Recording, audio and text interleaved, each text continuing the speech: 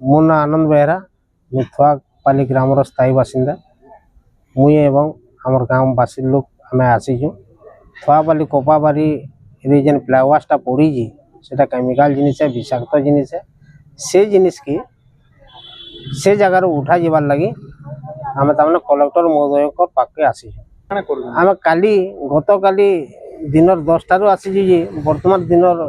10टा है दीर्घ 24 घंटा है कौन लिखित प्रतिश्रुति और सतोषजनक मूलक प्रतिश्रुति नहीं मिलवार लगी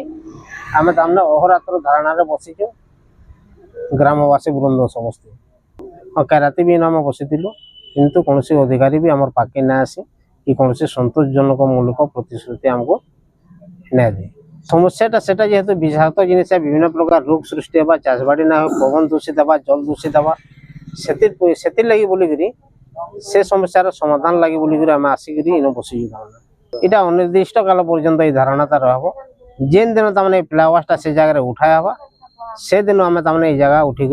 धारणा तमें ओहरी आगुरी आम तमें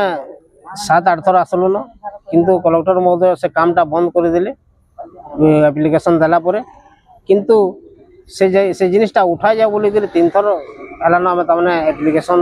देजु कलेक्टर महोदय को किंतु से ऊपर कौन एक्शन वर्तमान पर्यंत नहीं हुए से लगी बोलिक आम